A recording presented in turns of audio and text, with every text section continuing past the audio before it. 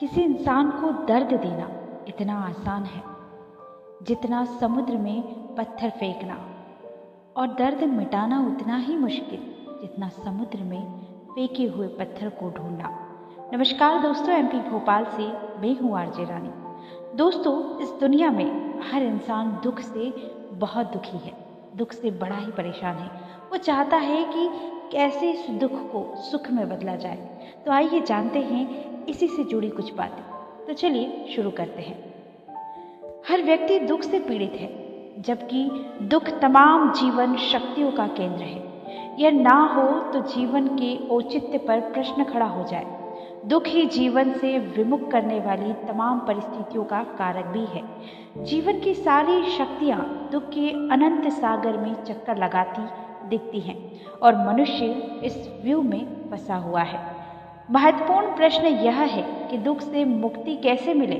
अक्सर देखा गया है कि पास में सब कुछ फिर भी समस्या का समाधान और प्रश्न का उत्तर नहीं मिलता तो बेचैनी बढ़ जाती है। इसीलिए बड़े बड़े करोड़पति, राजा महाराजा, राजनेता और सम्राट अपने प्रश्नों का उत्तर पाने के लिए उन लोगों के पास जा रहे हैं जो आत्मा की दृष्टि से संपन्न थे, फिर भी उन्हें अलौकिक पीड़ाओं और दुखों से मुक्ति नहीं मिली। जीवन बना ही दुखों से है, जीवन मात्र ही दुख है। जन्म लेना भी दुख है, रोग भी दुख है, मरण भी दुख है, किसी प्रिय का बिछड़ना भी दुख है और अप्रिय से मिलना भी दुख है। इच्छाओं का पूरा ना होना दुख है, अधिक साधन और सुविधा में रहना भी तो दुख है। सफलता ना मिलना दुख है और अधिक सफलता मिल जाए वो भी दुख है। अभाव होना भी दुख है, अधिक धन का होना दुख है। सत्ता का होना दुख है, जीवन का हर क्षण दुख है, दुख ही दुख है और कुछ भी नहीं है। दुखों की उत्पत्ति के कारणों की खोज लंबे समय से हो रही है, जबकि घोर पीड़ा एवं दुखों का उद्भव सदा ही रहस्यपूर्ण रहा है।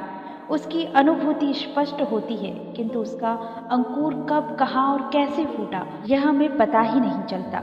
हम ही दुख और सुख के कर्ता है, दूसरा कोई निमित्त नहीं बन सकता। एक आदमी दूसरे को बुरा भला कहता है, सामने वाला दुखी हो जाता है, लेकिन ऐसे कुछ आदमी हैं, ऐसे कुछ लोग हैं जो सामने वाले की बात का कोई बुरा नहीं मानते। संतों और साधकों का इतिहास हमारे सामने है। लोग उन्हें बुरा भला कहें, फिर भी वो मुस्कुरा देते हैं। दुख को सुख में बदलने का यही प्रभावी मार्ग है।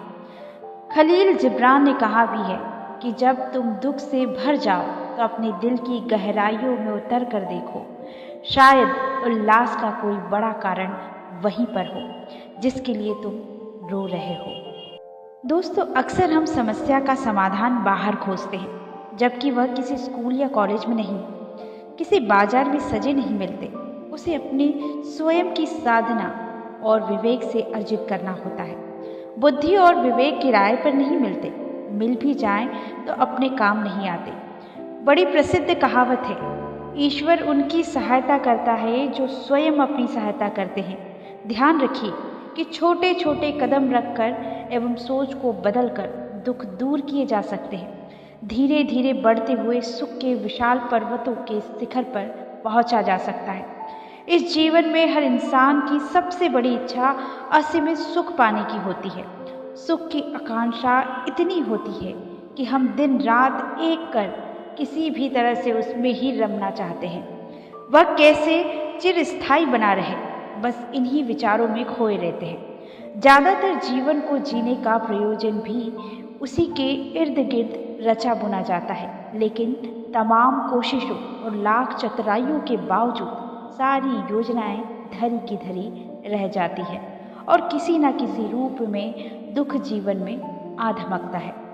आजकल दुनियादारी में रहते हुए बचपन से ही हमें सुख के प्रति लालची बनाया जाता है। मन में उसके लिए एक किस्म की आसक्ति के बीज को रोपकर उसे पल पल हम अहंकार रूपी सत्ता से सींचना सीख जाते हैं। नतीजा दिन ब दिन हमारे मन में कर्ता भाव अपना दायरा बढ़ाने लगता है। वास्तव में यहीं से एक गहरे भंवर की शुरुआत होती है, जिसमें इंसान का फंसना एक निश्चित क्रम का हिस्सा हो जाता है। हम जितना उसमें बाहर आने की कोशिश करते हैं, उतने ही अधिक भीतर समाने लगते हैं। असल में सुख और दुख के भाव की कोई विशेष स्थायी सत्ता नहीं होती, उनका अस्तित्व तो केवल हमारे मन के द्वारा संबंध गढ़कर उसे किसी सच जैसा मान लेने भर में निर्भर करता है। वैसे भगवत गीता का पहला अध्याय ही विषाद योग कहलाता है, जिसमें दुख को कर्मफल आधारित बता एक योग समान मानकर उसकी महत्ता स्थापित की गई है। दुख को उसकी संपूर्ण सकारात्मकता में जानने और समझने से हम अपने जीवन को बदल सकते हैं। इतिहास गवाह रहा है कि भीषण दुखों को झेलकर असंख्य साधारण से दिखने वाले लोग महापुरुषों की श्रेणी में आ खड़े हुए हैं। ऐसे महापुरुषों के मन में समता भाव का होना हमेशा से ही महत्वपूर्ण रहा है। हर परिस्थिति में मनुष्य का समभाव में बना रहना श्रेष्ठ माना गया है।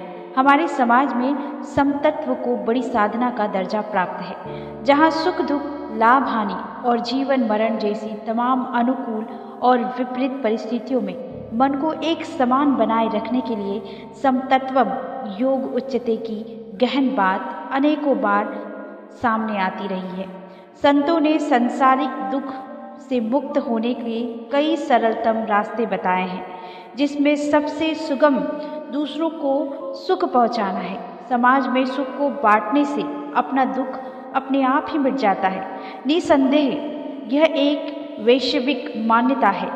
विशेषकर छोटे बच्चों को खुशी बांटना अनुभव की भाषा में सबसे बड़ा धर्म बतलाया गया है। उनकी अबोध और निसंगतता से भरी मुस्कान भीषण पीड़ाओं को दूर करने में सक्षम है। यकीनन यह मुस्कान वह अमृत है जो अवसादित मन को सहजता से दुखों से मुक्त करती है और असल आनंद से युक्त करती है। दोस्तों, उम्मीद करती हूँ कि ये बातें आपके जीवन में काम आएंगी। अगर आपको ये बातें अच्छी लगी है, ये वीडियो अच्छा लगा है तो वीडियो को लाइक कीजिएगा। चैनल पर नए हैं तो चैनल को सब्सक्राइब करके बेल आइकन को प्रेस कर लीजिएगा। मिलती हूँ नेक्स्ट वीडियो में, तब तक के लिए अपना ख्याल रखिए, हंसते रहिए, हंसाते रहिए। नमस्कार।